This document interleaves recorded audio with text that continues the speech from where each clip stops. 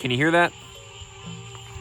That is the sound of countless tree frogs calling, because tonight on the Creature Feature, we are looking for tree frogs. My target tonight is the green tree frog, a beautiful lime green amphibian. Let's uncover its fascinating secrets on the Creature Feature.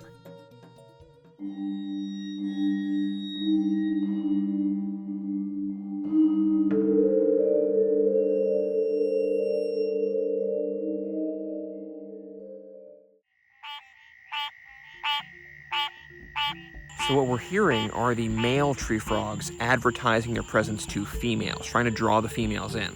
We're in the midst of breeding season, so all of these frogs have come down from the surrounding forest to gather around this pond. So we just have to track down one of those callers. That's harder than it sounds, because the male tree frogs are very, very loud. They think it'll be easy, but they're so camouflaged. You can be standing a foot away from one, hearing the noise ring in your ears, and you just can't see it. But hopefully we'll get one. All right, I heard some over here.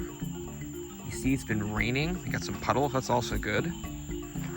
We have a pond on this side of the trail, and then on this side, there's actually like a ditch. Oh, I see one. I see a tree frog, look. Perched on that palm frond.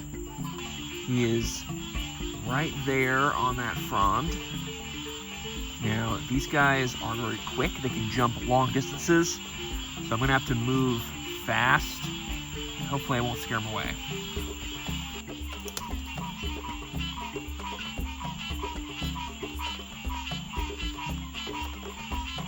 He jumped, but I see him right here. Got it. Got it. Hopefully I didn't caught it on camera, maybe not. Let's get him back to the trail. All right, I've got this amphibian trapped in my hands. Hopefully he's not going to immediately jump away.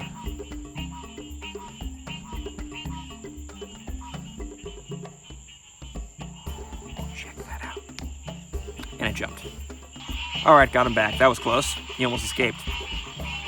So this is a green tree frog. It's one of the most beautiful amphibians in North America.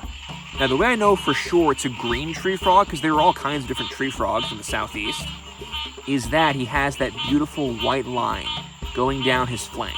That tips me off this is definitely a green tree frog. Just take that in for a minute. The beautiful green, and first of all, he's actually changing color right now.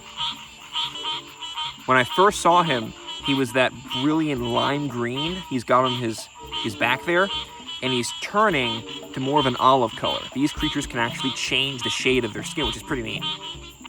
I imagine his darker shade is probably something to do with the fact that he's not too enthused that I grabbed him, which I understand, but I won't keep him here for very long, just enough to show you how awesome this creature is. So when you think of a frog, you probably think of an aquatic creature, a creature that lives most of its life in the water. But the tree frogs are an exception to that.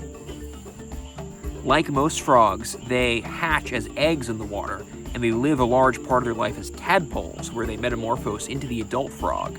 But once they actually become tiny little adult tree frogs, they leave the water and they head for the forest. They lead an arboreal lifestyle. They're a tree-dwelling creature, so they live most of their lives high up in the canopy. And actually, during much of the year, they can be kind of hard to track down. But remember, they have to return to the water to breed. So during the spring and summer, they do just that. Every single green tree frog in the area comes down from the forest and goes to the nearest body of water. And you can hear them all around me. That's the males calling to advertise their presence to females. And this is actually the most important part in the green tree frog's life, because if a male tree frog cannot find a mate, his entire life was wasted. So they put everything, all their energy, into finding a mate. As a creature like this tree frog, if you don't pass on your genes, then what was the point of your life? So they are quite determined. But for the rest of the year, they live in the trees, and they are helped by these amazing sticky toe pads they have on the bottoms of their toes. The tree frog's toes have a thin layer of mucus that creates an airtight seal when it places its feet on a surface. Essentially, its toes are super effective suction cups that allow the frog to climb with ease and even hang upside down. You see him on my hand? Just watch this. If I rotate him like that, no problem at all. He hangs on just fine. That's because the bottoms of his feet are very, very viscous and they stick to surfaces. He can climb up walls, tree bark, even a perfectly smooth sheet of glass. Not a problem for him. They are absolutely amazing climbers, perfectly adapted to living in the trees. And he's got very well-developed, I would even say very expressive eyes mounted on the top of his head because they're visual hunters. So up in the trees, they're hunting for crickets and flies, all kinds of insects. And when they see one, they zero in on it with their excellent vision, and then they approach. And they get ready to deploy their weapon, which is their tongue. So when they're in range, they fire that tongue out, grab the insect with the sticky end, and then pull it back in and eat it. And the way that frogs do that is that their tongue is actually attached backwards. So my tongue is attached to the back of my throat. Their tongue is attached to the front of their mouth. So they don't necessarily shoot it out, they flip it out. And the end is very sticky and viscous and sticks to the insect.